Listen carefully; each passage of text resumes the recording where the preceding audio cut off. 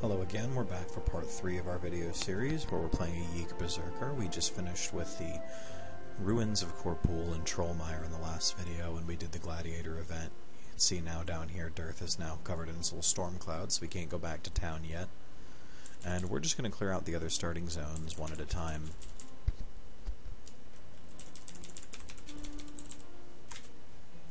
Norgos' Lair and Heart of the Gloom are the obvious next choices. Berserkers don't do as well with casters as I would like. We'll get better at dealing with them when we max our rush out, which will be in a level or 2 here. We'll start maxing that out.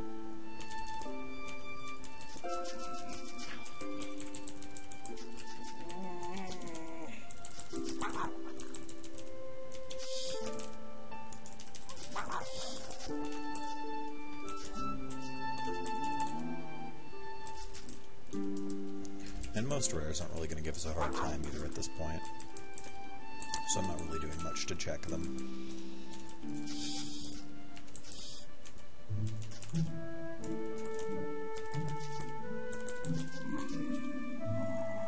And there's Norgos.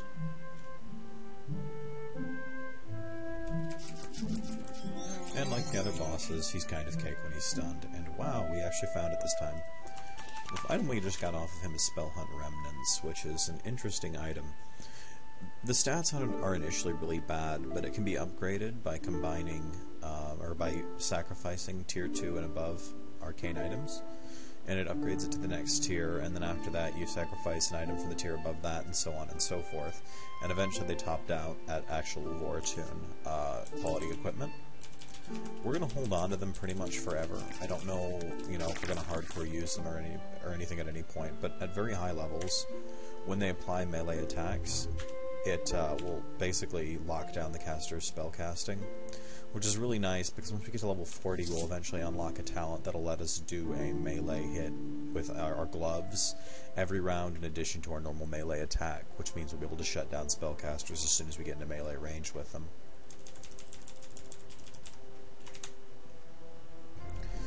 We'll do the Heart of the Gloom next. Now, personally, I hate the Heart of the Gloom. I find it just not to be a very fun instance, even though it's really short and easy, just because everything can pin you. It's not quite so bad since we have some immunity to it, but even then we're still pinned, because everything can pin. And we got Shadow-Strung Orbs right off the boss in Heart of the Gloom, which is good, because as a melee class that doesn't pump dexterity, it can be kind of hard to hit invisible enemies, especially later on when they start becoming actually threatening. Wow, we are level 14, and when did that happen? Just came out of nowhere. And we've got Unity maxed out now, so 60% Confusion immunity, 20% mental, or plus 20 mental save, that's not bad. And we're going to start maxing Rush. I like to get Rush maxed as quickly as possible, and then after that, if I can start getting plate armor that has Dragon on it, which is a modifier that will take or reduce the cooldown on Rush, it gets very easy to deal with casters, multiple casters at the same time, so you can just kind of rush between them.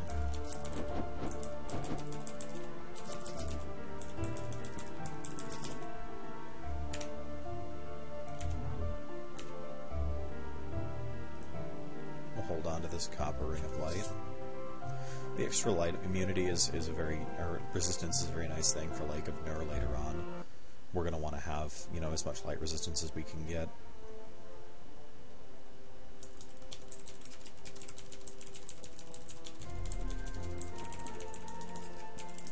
Can't believe we're level 14 already and we still have 2 newbie dungeons left.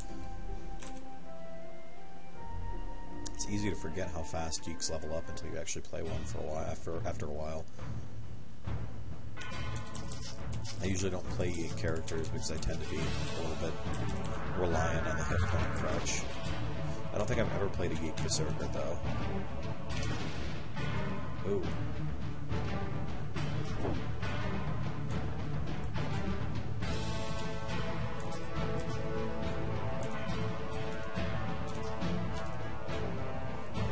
Oh wow, that was close.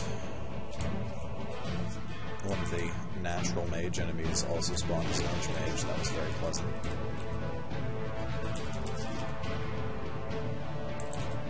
That was just one of many areas where the naturally low hit points of a Yeek character does not pay off.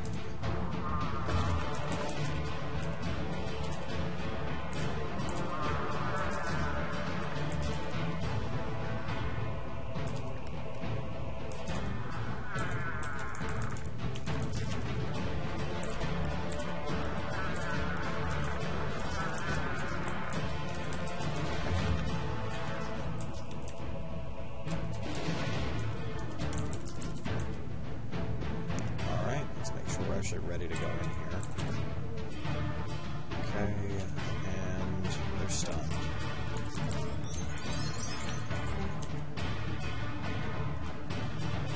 And we get a golden belt. Girdle of Calm Waters is really nice to have. Some healing mod on there. Big bonus to resistances and willpower, which again, not our best stat, but it raises our stamina, which will make it so we can be sustained further on fights that are a little on the harder side.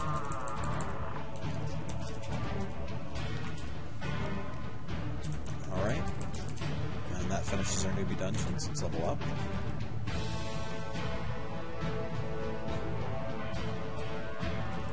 And our rush is maxed.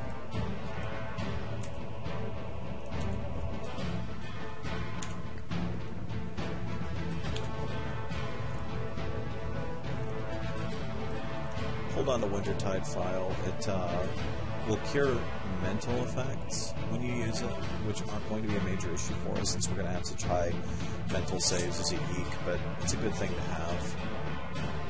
And since we're not going for a pure anti-magic character, we can actually afford to have it and utilize it, so... Oh, no, we haven't done the Spell Blaze, or the Scintillating Caves yet, so this is the last dungeon we need for the newbie areas, and then we'll go on and do the Hidden Tunnels and probably Old Forest if we still have time.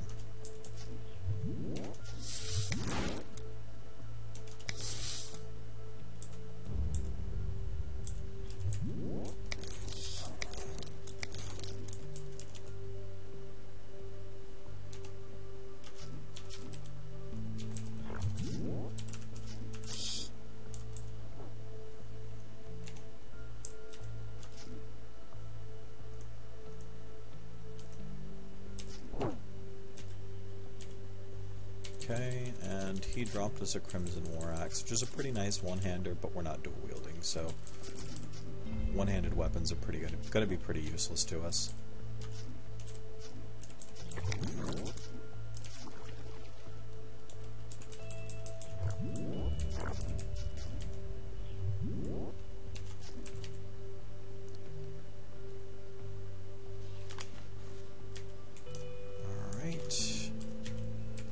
Looks like we're just about done here.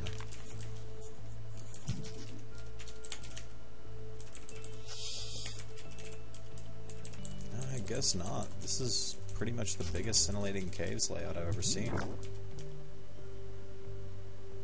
Usually the levels just don't get this big. Which one is... Oh, fire resistance. That's a good ring to save. Perseverance, stun and freeze immunity. What do we have equipped already?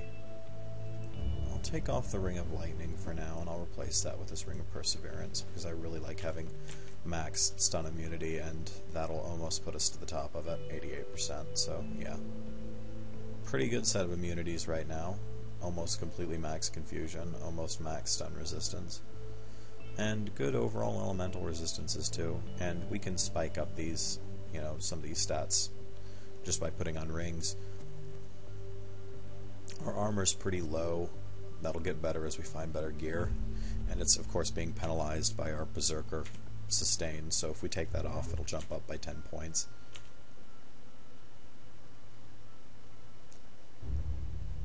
Okay, and we're good. Oh, I didn't mean to go up the stairs, that was... Whoops. Did I go up the stairs, or did I use my thing? Oh, thank God I used my Rod of Recall. I just wanted to clear that extra floor. I feel like once I go on a floor, I can't not clear it, because then I might miss out on a floor artifact or something. And here's the Hidden Tunnels.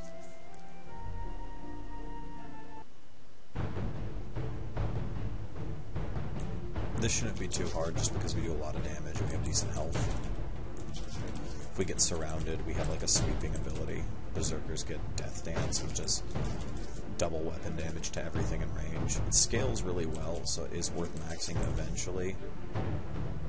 But I just don't know when we're going to have the points to do it. Wow, that was a brief floor. Look at that. Hardly anything on this one.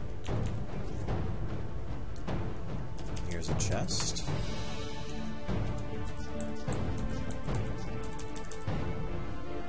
Savior's Copper Amulet of Murder. That's pretty nice. I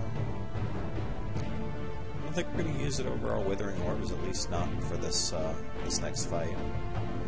And the rare gloves are just vendor fodder.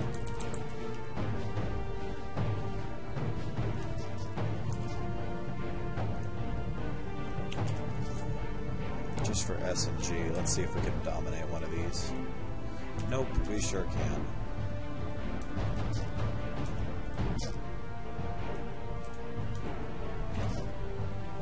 Ooh. I'm hurting.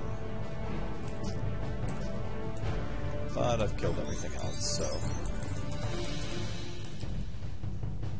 Make sure there's no treasure chests on the level otherwise. Alright, now let's talk to the merchant and get out of here.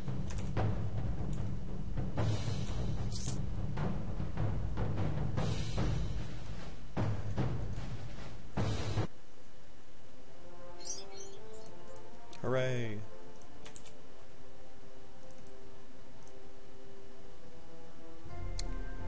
And we can start leveling quickened now, so we want to max this right away. Plus 15% global speed is just incomparable. It's amazing. And now there's a number of things we could, a number of directions we could go from here. Scoring critical hit. Ooh, that's nice. I like Bloodthirst. I don't know if I'm supposed to get Bloodthirst. I don't know if it's actually any good. But it's such a fun talent tree.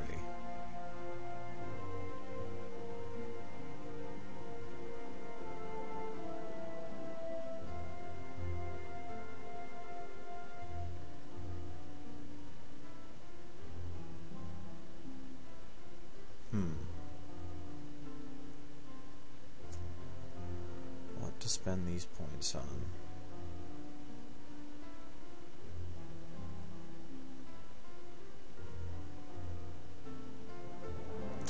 Let's max out War Shout. The AoE Confuse is just too good. And then we'll worry about what to spend our category point on later on.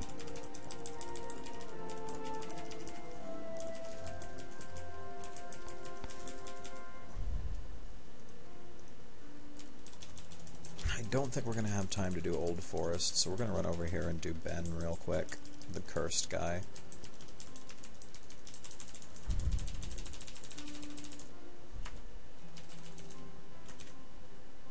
And maybe check the shops real quick and see if we can fill out some of our weaker slots with some slightly better equipment.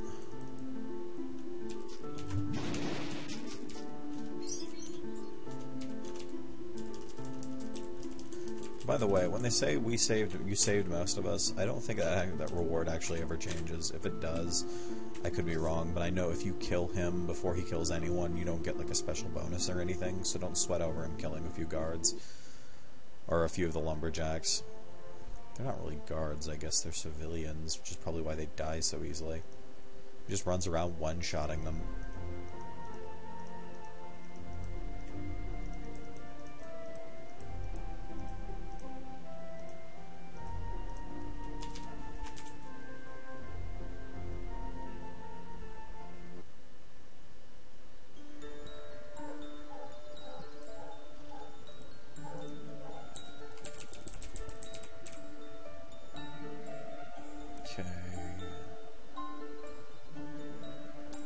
I like sand gloves.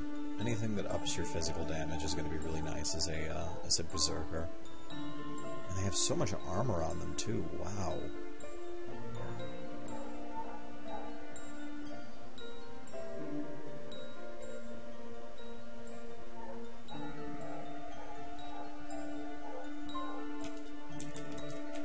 What slots do I have that are weak? My gloves are pretty weak. My boots are pretty weak. My cape is okay. I could use a better hat. I could use better rings.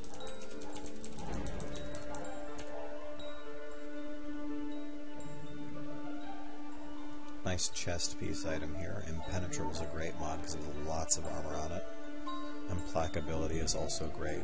You can get impenetrable of implacability, and you can get armor that has just ridiculous armor totals, like 30 or 40 points in steel, which is, or not 40, like 30 points in steel, which is really damn good. There's a tentacled totem of cure poisons. Invoke tentacle is pretty good if you remember. I might have to keep that in mind for when I do, or when I go to save the Yeek. That little extra bit of free confusion immunity, being able to put the tentacle between the Yeek and Subject Z is really helpful. There's a better regeneration infusion that we can replace that weaker one we had with.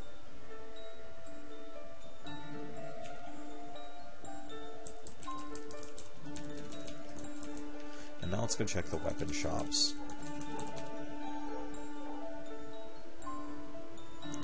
Warbringer's Steel Greatsword of the Leech. Does slime damage, increases physical power.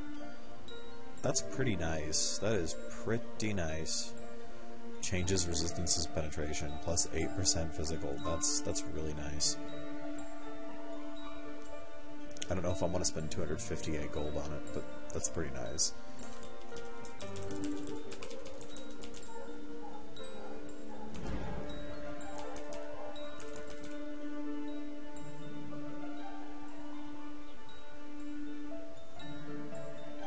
Lots of nice items in the shops here, but nothing I think I'm going to buy, just because I like to kind of conserve my money a bit. Alright, in our next video we'll do Old Forest, and we'll try and do more of the Tier 2 dungeons if we can. Thanks for watching.